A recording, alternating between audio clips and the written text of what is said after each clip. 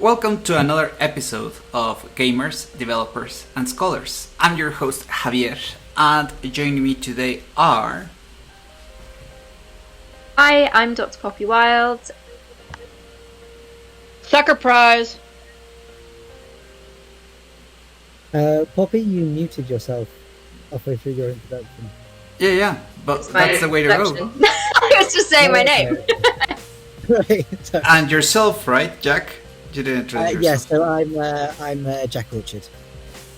Alright, so I had to really click on record because the guys could not be contained and they were already commenting so many interesting things. So, we began playing this game on December, and this is February. So naturally we have a lot of, in Spanish we say, lagunas mentales. I don't recall the term in English, but we need to first get the hang of it together. So, I believe I may be the one who is more in the beginning of the game, so maybe I can use that in order to get us all on track. I have just finished getting to know the mechanic of using bones. So after the cards are killed, I can use those death cards' bones in order to summon specific ones. So all of you have seen before beyond that, right? Yeah, no worries. Feel free, of course, to comment what is more interesting to you. So Poppy, you have something in mind?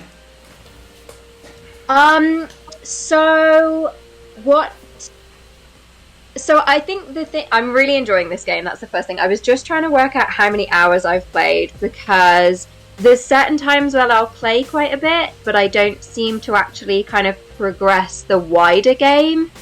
But I'm, still getting used to the kind of card game. So I'm going to, in the background, try and work out how many, bring up my stats so I can tell you how many hours I've played.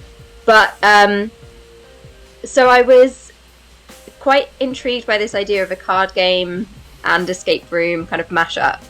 And so initially, I had no idea how you did any of the escape room kind of stuff. So you could explore the room that you were in, but it kind of took a while for you to be able to kind of look around it, and then you could look around it, but you couldn't really do anything. And so I think now I've managed to do a lot of things in the room. So as Sucker Prize said, I got something out of the clock. You had to turn the different handles to different points. I got something out of the safe. Can't remember what that was. Maybe that was one of the extra cards. I got the wolf. You break the wolf out of the cage and then you put it next to the squirrel, and that gives you so much. So much to do. I'm excited about that. There's this whole cabinet where there's 4 different kind of play scenarios of cards, and you have to set up the cards on the display of each of them to open the 4 different drawers. And then there's also you have to snuff out candles to fill up a glass. Oh, Jack looks surprised. No, we're learning so much with you. Yeah. So you have to snuff out the candles to fill up this kind of glass thing that then it shatters and you get something from that.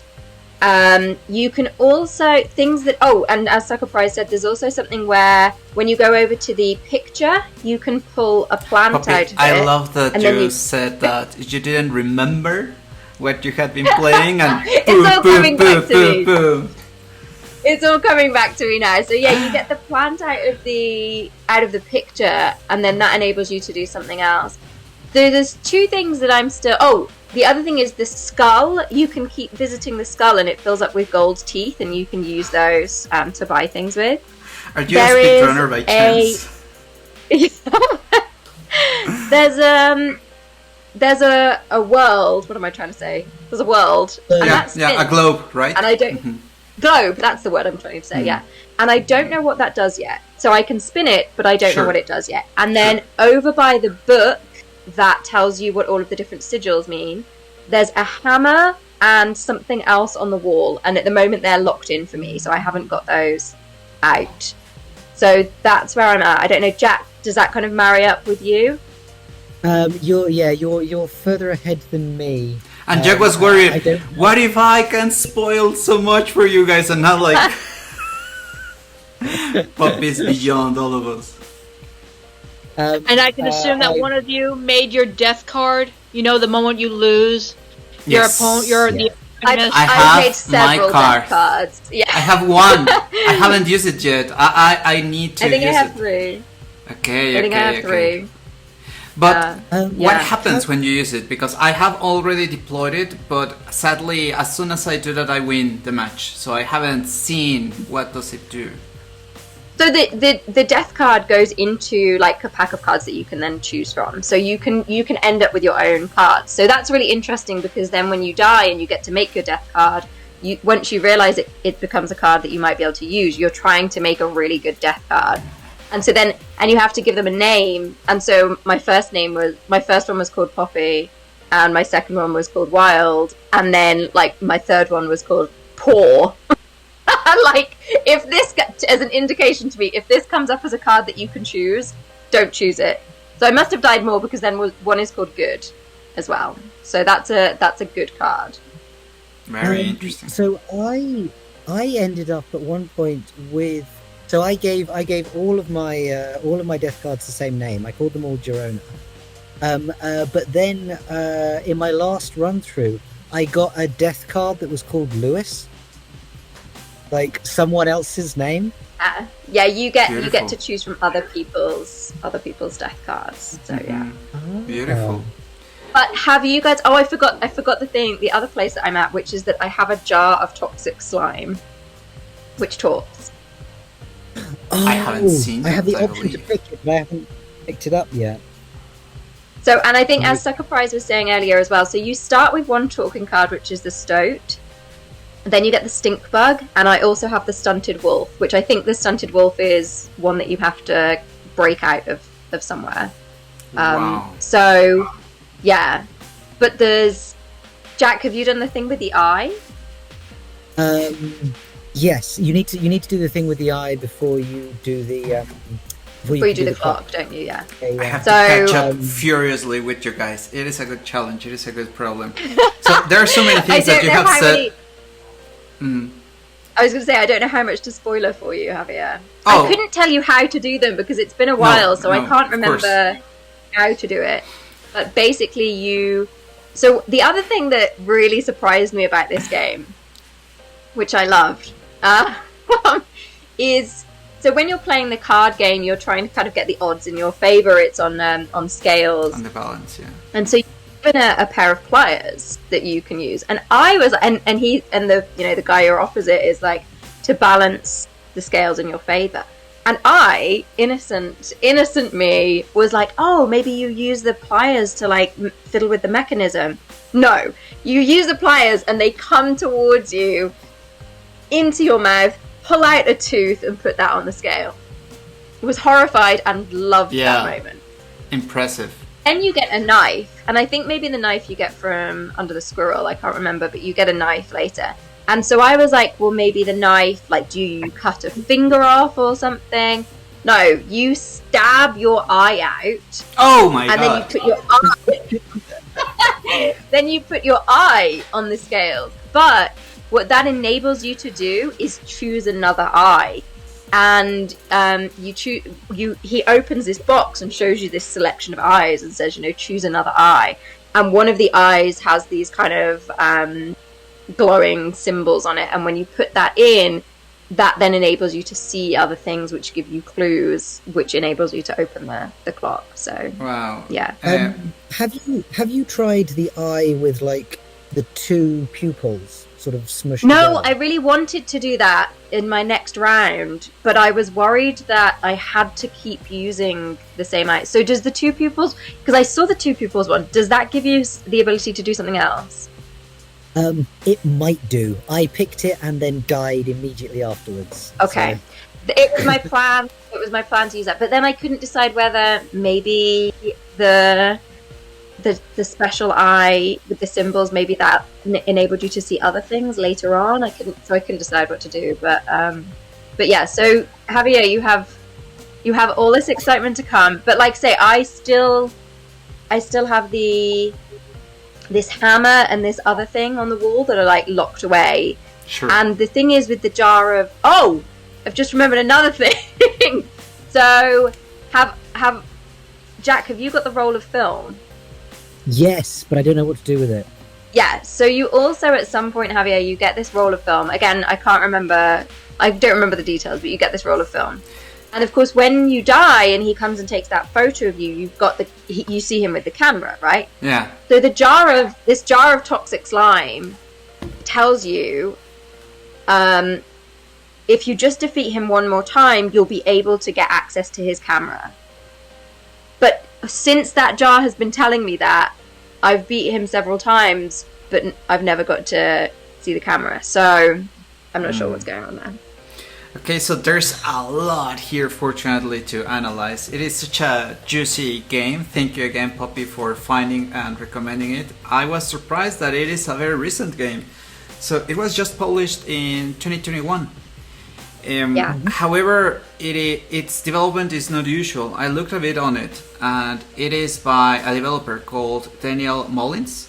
So this is I got the impression that it is similar to film, like a director film. So in this case, it is very much the work of Daniel Mullins. So himself says that while he does most of the work, he collaborates a bit with other players. Being a game that is somewhat lean on its resources, on its assets, you can really, fortunately, portray a lot your personal vision, as Charles likes to say for games. This feels very much led by Daniel Mullins. And it was also the result of a game jam. So he participated in the Ludum Dare 43 game jam. In many game jams, there's a challenge, a theme. So in the case of this title, the developer says that he started working on this game jam on a card game, and he was looking into Magic, the franchise. So he, along the years, continued the initial prototype of the game jam. However, this has far reached a more, let's say, layered approach. It could work as a card game, and I was just surprised when you were saying, Poppy, that it is also an escape room. I just realized this during the call, because I have been so hooked on the card game. It is well balanced, it is challenging, that could be it by itself, and I was surprised when hints of me being trapped as a protagonist inside a cabin and inside potentially the game, because you cannot click on new game. You have to begin with continue from the very beginning. So I got the sensation that I was just continuing a supposed saved game. There's a brief narration, right, when you first begin the game, that let's try this title, but apparently there's an issue with it, it's very old, I don't remember exactly. So there are a few layers of what's happening, let's say, as a player who is rediscovering this game. Once the player loads this save file, that you're suddenly inside the card game that has already begun, but you can exit this card game, and there is this in-between reality of the escape room that you're describing, Poppy. Yeah, and so when you're playing the card game, you're also moving along a map, right? And then he gets new maps when you get to the end of each one. So every time you come back to the map, that's when you can move off the board and look around the room.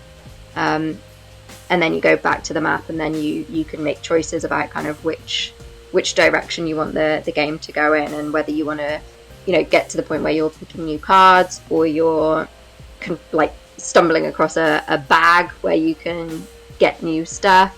You then get like pelts for things. You can then sell the pelts for new cards. So yeah, I really like the whole aesthetic of the game. Because as you say, it's not super hi-fi or anything. It's kind of got a quite simple aesthetic, but it's done really well. Both the maps, I think the maps are beautiful, and very simplistic. The card game itself, and the fact that some of the cards talk to you, the opponent that you have, and that you just kind of see this creepy hand. And a bit of the eyes, just the minimum of the face. Yeah. And then, like you say, then the room itself, this cabin that you're in, and then it's kind of weird at first when you first start exploring that, because he's sort of talking at you from the table, and he's like, "Oh, don't look over there. What are you doing?" And I was like, when I first started doing that, stepping away from the table, I was like, I don't know if there's going to be consequences to me being away from the card game, being away from the table. But yeah, like you say, it's kind of got several layers, and I am a bit confused because I googled something at one point to look up how to get past one of the bosses, because at the end of each map you confront a different boss, and they have different like extra skills, I guess, and your opponent puts masks on and becomes the persona of these different characters as well. And I was googling something at one point because I was like, I really can't get past this one boss, and I didn't know whether, I needed to employ a different tactic. And then I saw a visual that was Inscryption, but a completely different aesthetic, and I don't know if that's in the same game or if it's in another game. So I assume it's in the same game, but yeah. I'm really interested because also I don't know how big the game is. So I just checked, and I've got 5.2 hours on record, which is actually fewer than I thought. I thought that I would have played more. Do you recall what was the milestone that we were going to reach for our first conversation? How much was it? It was 2 hours, I believe. 2 hours. Okay, so I just got carried away. Okay. But it is a great issue. It is a great problem when we get so hooked up with a game. Yeah, and as I say, I think what's interesting about that is, because obviously we've played a few games that have been a bit shorter, and so I'm like, I don't know how many more hours this game could go on forever. We will continue discussing it because there's so many details to comment. Go ahead, Jack. Yeah. I think so I had a look on, because I always do, I had a look on like how long to beat. And I think it's kind of like the 25 hour mark for the whole thing. But what was the different aesthetic like for the part that you? It was a kind of sci-fi, like almost like cyberpunk aesthetic, like neon and. I think because this is the thing that the aesthetic of the bit of the game that we played through. Really reminded me of. It's not a game I know particularly well, but it really reminded me of Myst. Oh, I love Myst. I know what you're talking about, that point-and-click game. Yes. And like Myst is kind of like, at least in sort of, game studies reading from like the 2000s. Yeah. It's everywhere as a kind of origin point for modern games. So I'd be really interested if the aesthetic of Inception is moving through game history as you go up through different stages. It could be because it was like I say, it was like kind of this kind of cyber world, and I was surprised. I look forward to that. Minor detail, did you notice the stoat was mildly changing? Yeah, so the stoat is becoming like his head is changing into like a computer screen, and that's the only only indication that I have at the moment of us moving towards that. Yeah.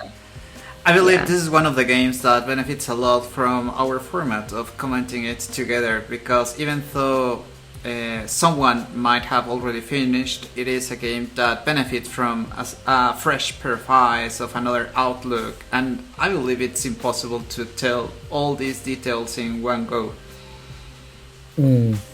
Yeah, and definitely. I think as well, like I say, I just don't.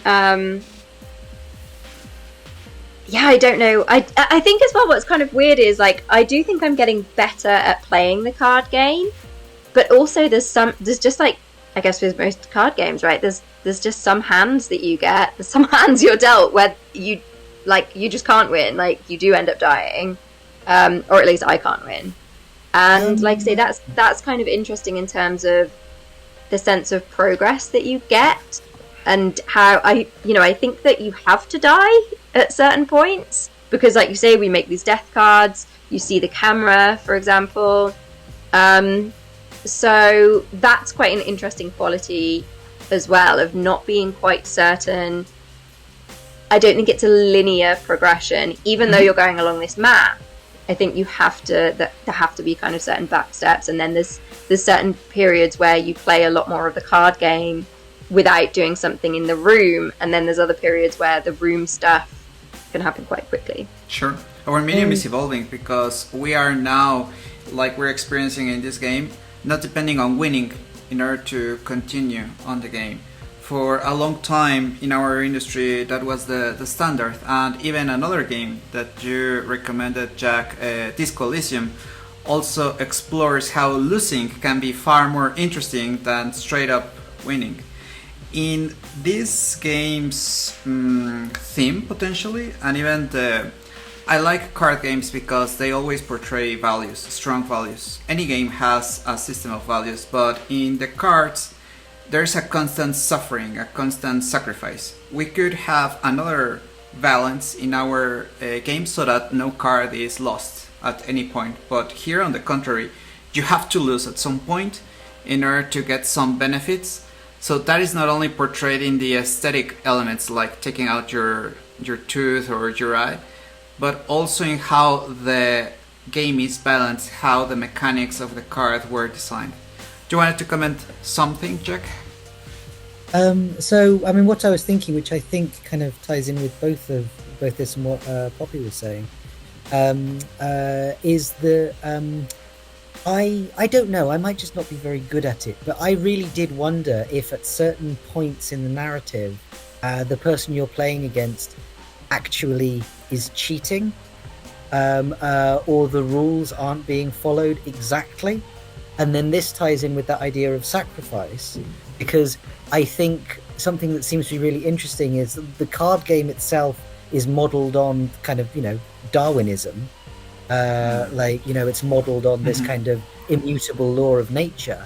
Yeah. But then, obviously, that's being created by the person you're playing against, who is changing the rules and adjusting things in order to kind of, have the upper hand. So I think there's a really, I might just be, misreading it, but I think there's an interesting tension between like the hard and fast rules of digital play, sure, versus like my experience of playing Magic the Gathering, which is always that no one at the table quite knows all the rules. So that it's as much about sort of balancing out the expectations of the people on the board as it is sort of an actual sort of hard rule set. But what do you guys think? I believe he's cheating, absolutely. You, Poppy, have played far longer. Do you have that impression too? Yeah, so I think the Stoke says to you at one point, or is it the Stoke? The Stoke's like, oh look, he's got no respect for the rules. And I think it's when he introduces these different characters as well and gives them all different abilities. So the fisherman who has this hook where he can claw a card across, but then when you beat the fisherman, you later are able to choose his hook as an item, which then you get to use. So I definitely think that there is a sense of the rules evolving and changing, and in a way, like I say, I think that's why it also builds off that idea of you having to die sometimes, because there's been some times where I've been like, the card set that he's using, the skills that he has, and I think that's also why, like, you have to stab your eye out, for example. Like, at some point I was like, there's no other way for me to win this round than to sacrifice my eye. But then that becomes like, you need to do that to be able to get the other eye, to be able to see the secret messages, to be able to open the clock and those things. So yeah, I think but I agree with Jack. I really like the way that it evolves through those rules. It's a bit worrying in terms of kind of like, because just when I feel like I've got to grips with it and I'm like, yeah, I know how to play the card game, for example, because I think for a while, like when I was trying to open the box where you've got the 4 card game scenarios and that opens 4 different drawers, it took me a while to be able to work out the sequences to get that. And I think that as well is, I don't think I knew how to play the card game then as well as I do now.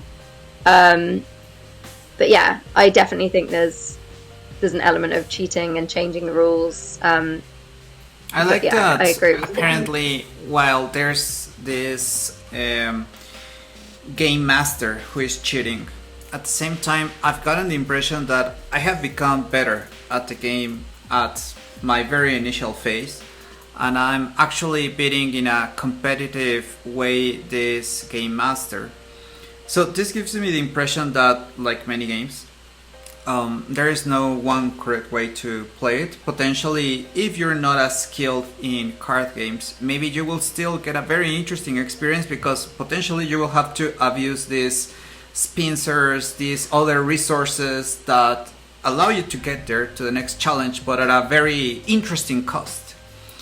Yeah. In this sense, I like that the developer, the author Daniel, he didn't have to do this with his game, because again, it could have been kept as a card game that you can enjoy by itself, or potentially just a puzzle game and you have to escape from this game. So by combining these elements, it gives it a very memorable, distinct identity, which is so necessary in games right now from a developer standpoint.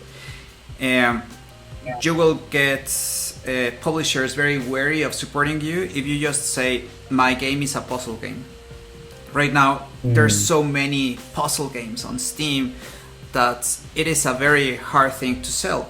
And in contrast, this game has a lot of puzzles, like you were saying, Poppy, but they are another layer inside a card game. And a card game that is about discovering a mystery. Yeah. I mean, sorry, yeah, go on. I was just going to say, yeah, and the fact that the cards themselves aren't static, because as you go through the map and you come to these different checkpoints, you can, like, augment the cards through, you know, giving a sacrifice to whatever new characters Deck you building. encounter. So, yeah. Yeah. You were going to say, Jack? Well, I was just wondering about, like, the degree to which kind of these sorts of hybrid games are sort of, or games that at least sort of explicitly brand themselves as hybrid, is sort of becoming more of a thing, sort of particularly in the indie space. I mean, I was thinking of stuff like Boyfriend Dungeon, or which is the dungeon crawler / dating sim, or I mean, it's a little bit older, but Tooth and Tail, which is the sort of cross between like an RTS squad shooter and like a kind of Age of Empires style base building game. That sort of, this is the way the industry is going to sort of move. I don't know, but just a thought.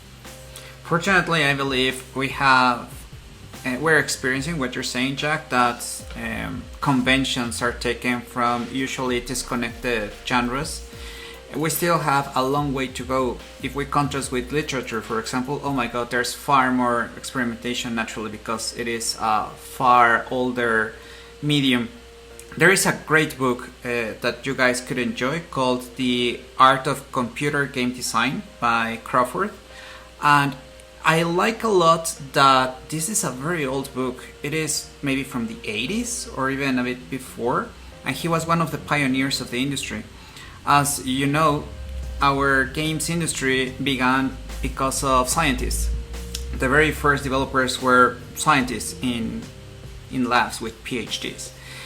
And Jack Crawford, he is a physicist. So he co-founded GDC, which is still the biggest reunion of developers.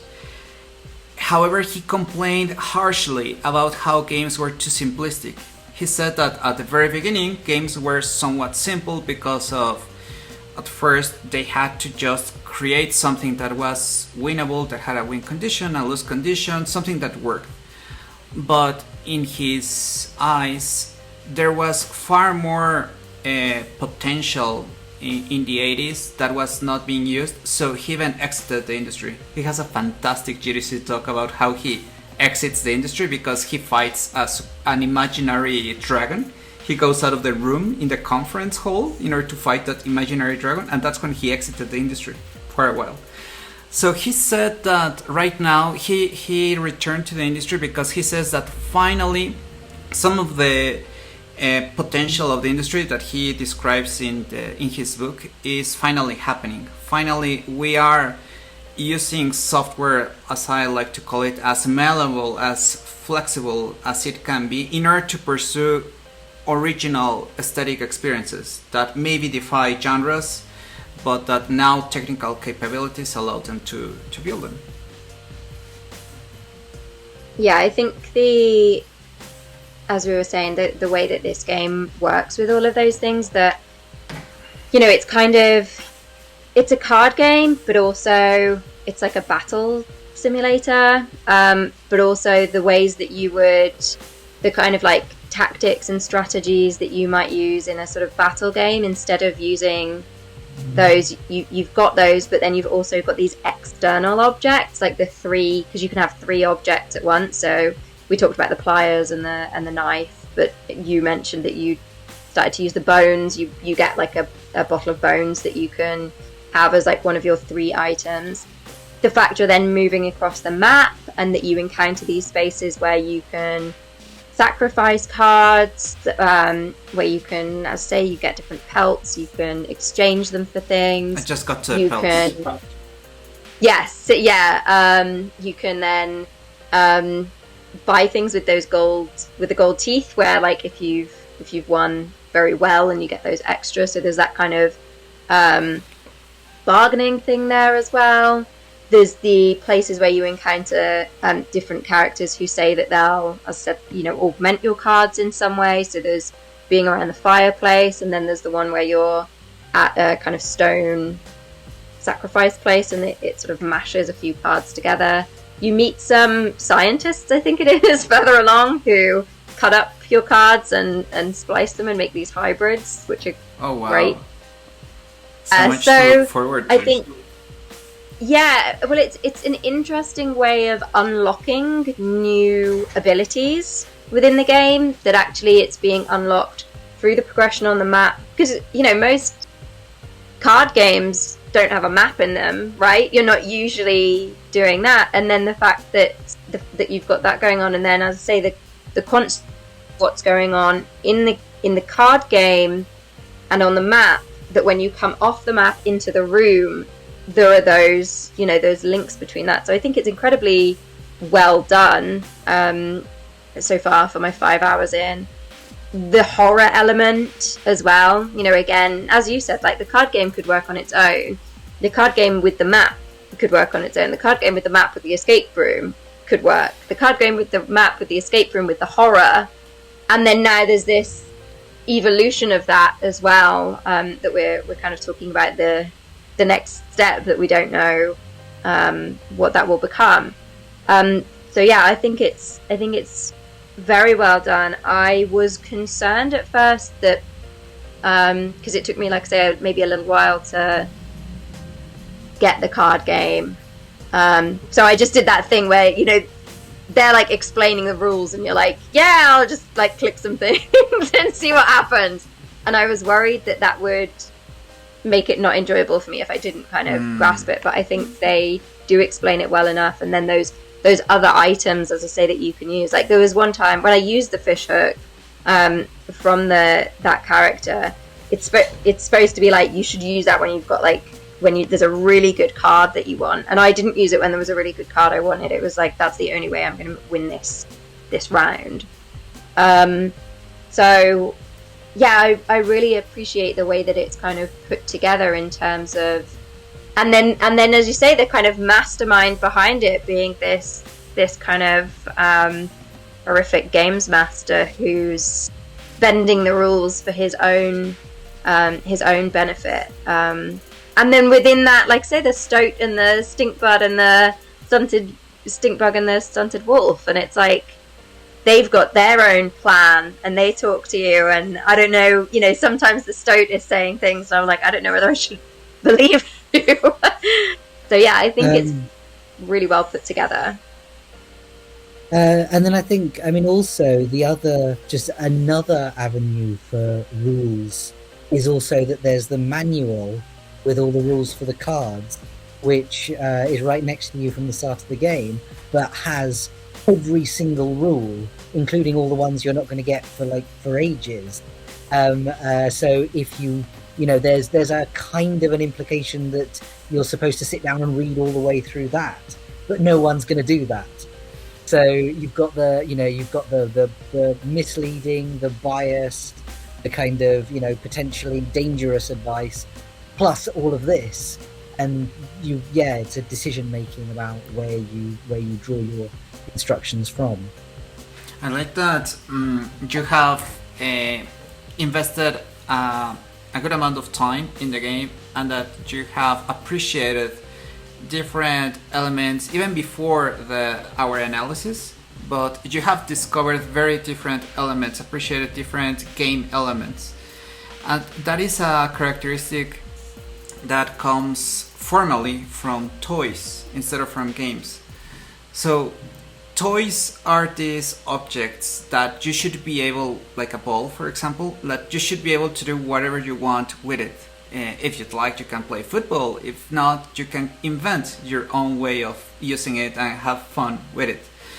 So not all games are necessarily toys or have toy characteristics. There are some games that sadly you can only play it mostly one way, or it's very constrained.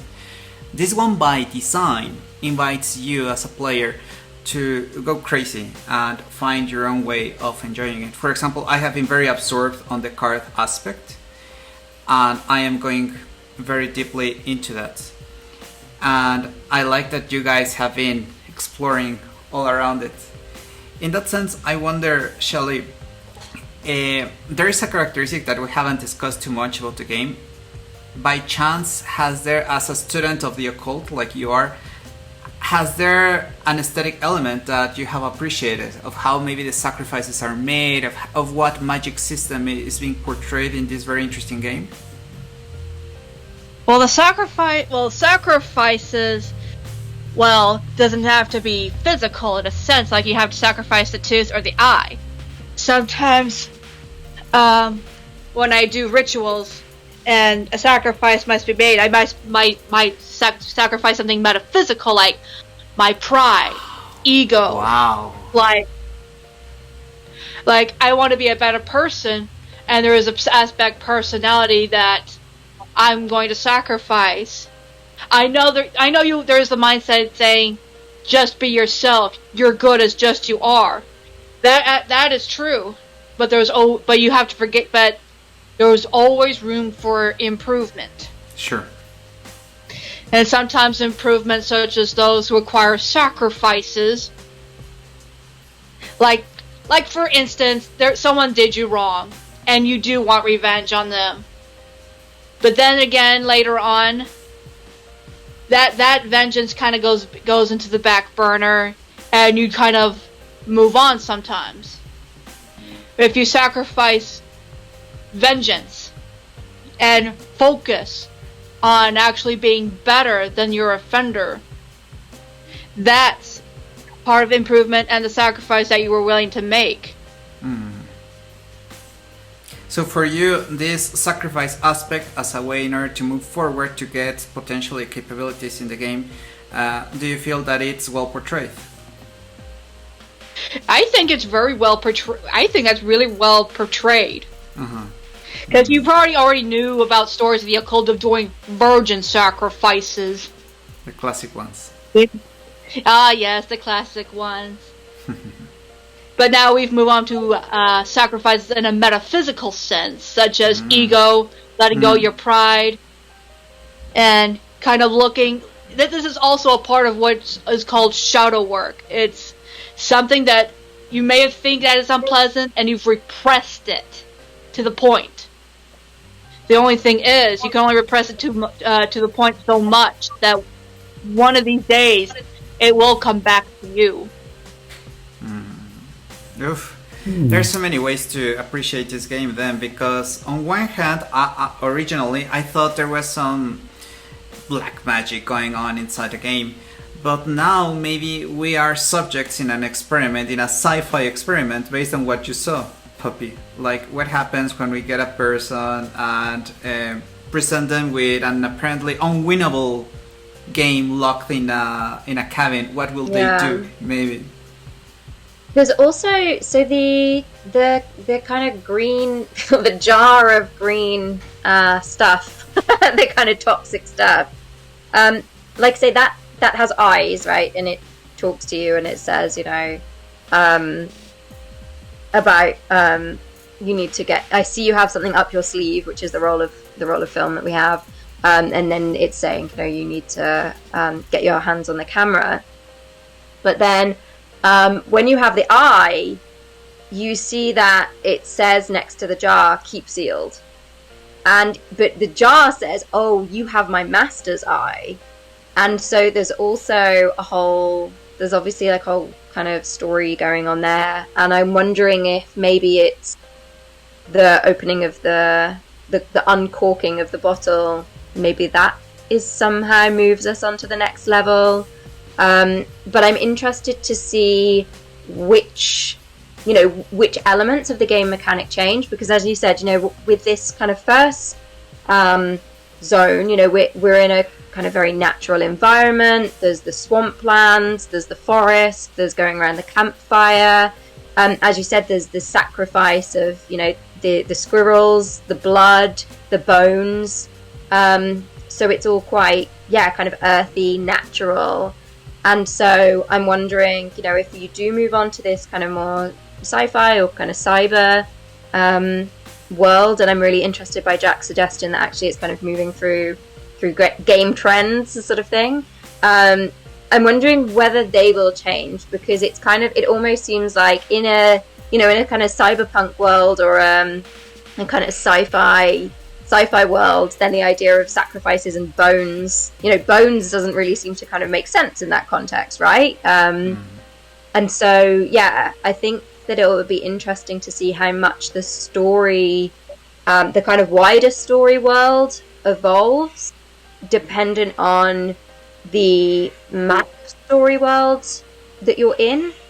And of course, whether the cabin changes. Right, so is this like actually we get out of this cabin and then we're into another? Then we're into, you know, a computer, like a simulation cloud server bank or something. Yeah, like instead of bones, it's actually scrap metal. Yeah. So do you know that? True. Sorry, or was that a suggestion? That was more like an idea of when you sacrifice the animal in the cyber world, since instead of bones, it's scrap metal or something or like batteries or. Yeah, exactly. Yeah. I think I'll be really interesting to see how that evolves, because like I say, at the moment I think all of the aesthetics and the world really feed into one another, and that's why I was so surprised, right, when I googled it and I saw this kind of sci-fi, you know, neon, all these neons and kind of like Tron-esque. I was like, what? Like, definitely, it's so different. An interesting spoiler to look forward to, because it can work, but you have to be very careful. There are positive and not as well realized examples of this. A positive one, for example, is the movie with a very similar name, A Cabin in the Woods. Not sure if you have watched it, but it uses very well this whole new other worlds suddenly changing. And there are other games that sadly do not benefit from that. There has been points in Assassin's Creed where you don't care that much anymore about this present conspiracy and you just wish you could just get the historical period. So in this game, we already got from the very beginning, fortunately, that you have to be wary of what's reality. Apparently you're going into somewhere that is not what it appears. In that sense, maybe there are already building blocks so that eventually, if this does happen, it's not as jarring, fortunately. I mean, I think another sort of intertext with it, I thought, particularly the sort of the haunted console idea, that sort of when you come in and you boot it up, It really sort of evokes the like the creepypasta conventions around, like, you know, you pick up the old Legend of Zelda disc and it's got the ghost of a dead child in it, that sort of thing. So I think, like, I like how isolated it feels, because with all of those sort of you know, with the sort of creepypastas and the haunted parts of the internet, there's always a kind of communal, like you know, almost like modern version of campfire stories approach to it, like you're reading it and talking about it with other people. With Inscryption, because of the way it's framed and it's just you and that person, it feels so closed off and claustrophobic.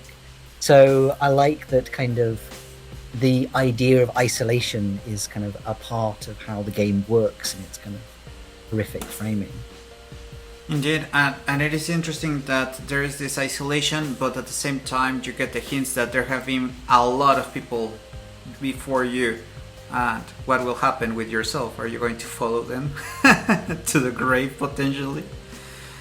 In this sense, I like that we get this very, let's say, indie-driven art experimentation, playing with the conventions, but at the same time they have a somewhat big publisher backing them. So the publisher of this game is Devolver, and those guys are very interesting because they're from the US, but they make use of the ecosystem of the UK. So in the UK there is a stock exchange. There are different financial systems, or I don't know how to call them. There are different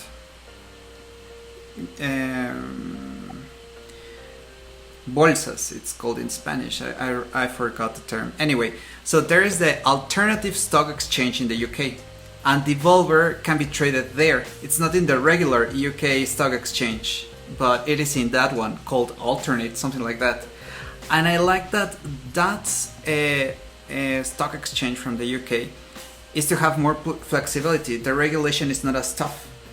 So this publisher that also allows for more experimentation benefits because they get resources from that stock exchange, and in turn they invest into games that need necessarily to have a lot of confidence in the amount of experimentation that happens. Usually the financial system, sadly, is very disconnected from, let's say, the necessary risk in order to get rewards in games. So usually the constraints are orienting you towards just following what sells. And there are some publishers like Devolver in this case that with their own resources usually trust new experiments to happen. But in this case it's also the UK system, the games ecosystem, that has more ways to finance in a somewhat sustainable way without asking too much regulation. I look forward to seeing more of this connection of different dots, because indies can work by themselves, absolutely, but if you don't have someone backing you, it's super hard. And publishers also need someone backing them, so it's good that the three parts of the chain are helping each other here. I don't know how much, since you're both from the UK, I don't know how much the financial side of the games ecosystem is usually commented between you in the academic world.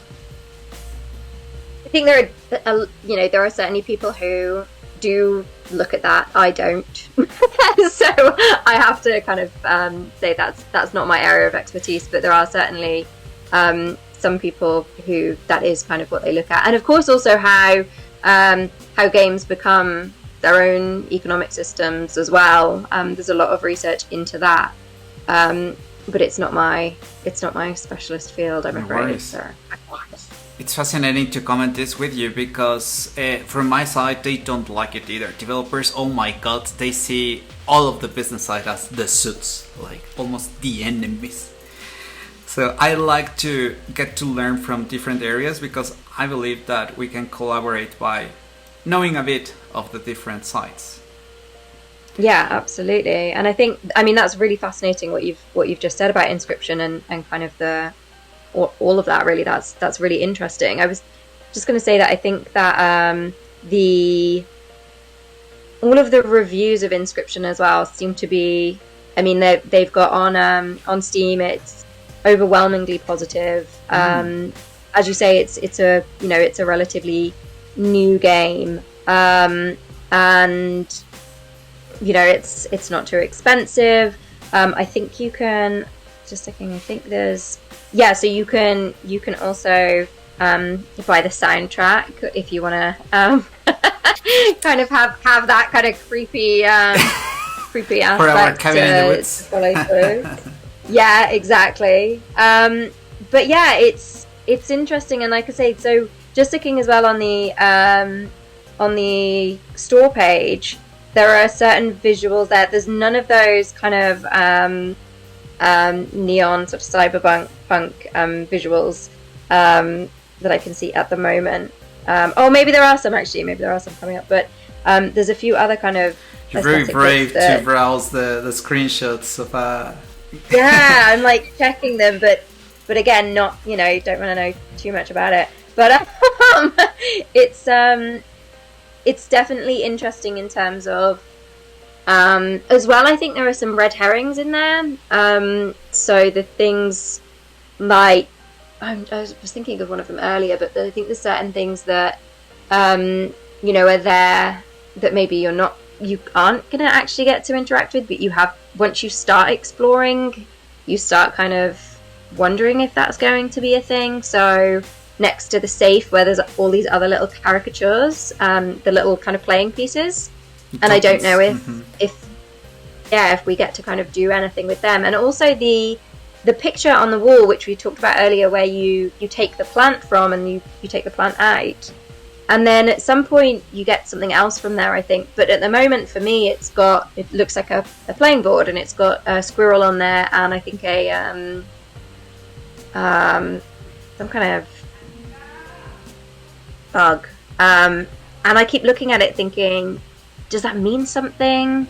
And so it is interesting how it kind of makes you read more into the environment as well. And because there's that thing of, once you know that anytime you come back to the map, you can step away from the map and you can explore around the room. I'm like, should I do that every time? Like, how often does it change?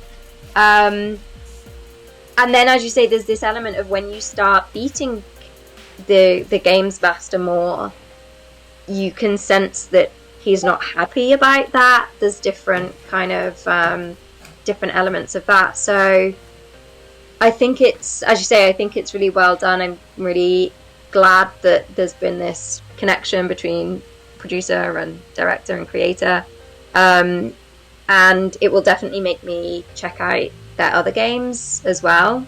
But I'm really interested to see kind of where, and also like how the game ends, because I think that's the thing. And as you said, Javier, when you're playing so much of the card game, you're just like, you're kind of really focused on the card game, and you're getting into that. You're trying to learn the rules. Once you've looked in the book, as Jack says, like I keep going back to the book and like checking that, and then when you get the choices of which cards to use, I'm like thinking really carefully about which one to do. But that does mean that in that, I haven't even thought about like what happens at the end of this game. Like, I guess, as I say, obviously you're going to get out of the room. That's that's obviously part of what you're trying to do. But then I'll be kind of sad because I've been having a great time. Even with like gouging my eye out, I'm still having a whale of a time.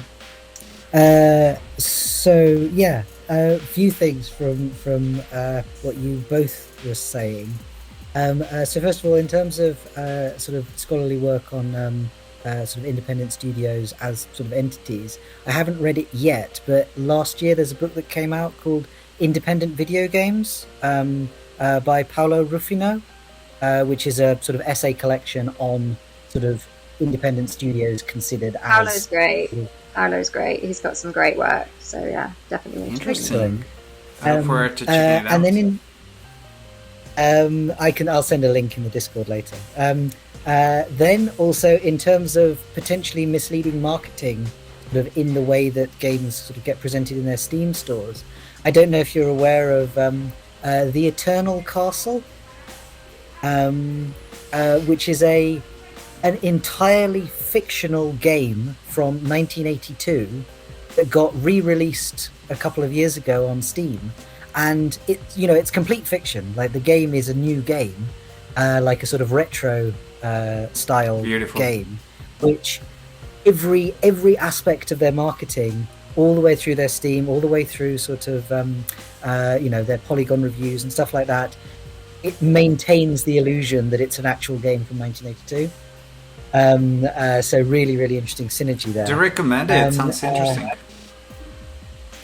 And then finally, in terms of if there's more stuff we want to look at from Devolver Digital, like potentially as a thing for this series, there's a really, really interesting game called the Red Strings Club, which I don't know if you know it already. No. But basically, like I last night I read your article, Poppy, and when you're talking about effective matching, like that, the Red Strings Club is like affective matching the game. It's such an interesting exploration of that idea. Was that my Empathy at Play article? Empathy at Play, yeah. I like that it's becoming popular with our players. Yeah, that would be great to explore that game, though. Definitely. I think that element, but I think that's what's really interesting as well about this game is that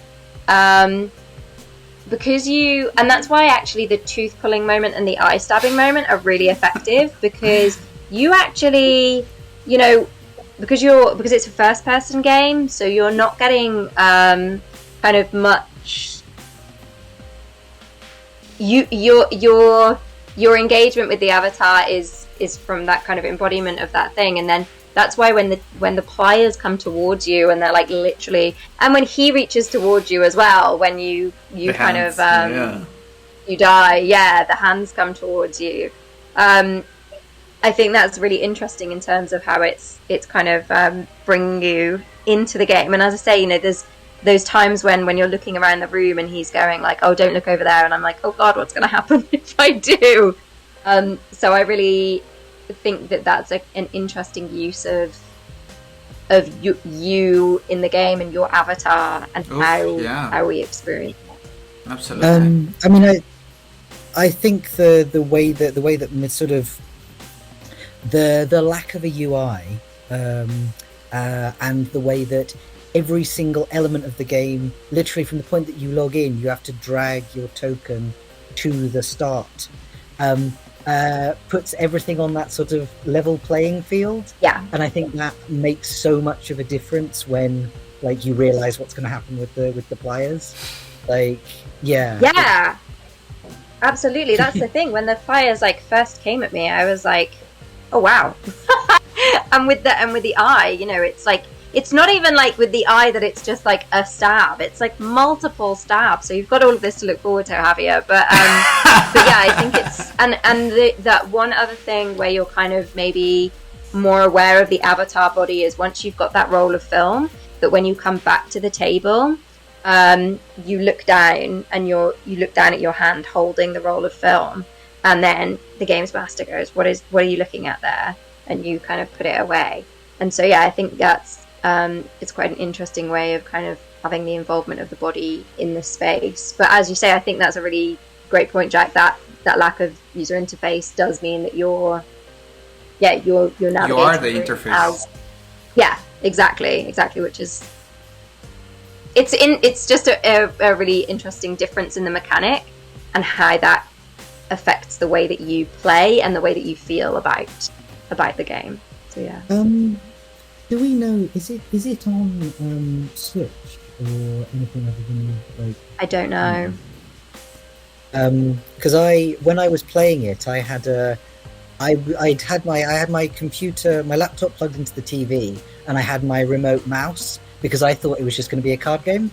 So I was like away from my keyboard. I would literally just have the mouse. So every time I stepped up from the board, I had to physically stand up, go over to the computer, do the stuff that I was going to do, like in the room, and then go back and sit on the More couch immersion. with my mouse.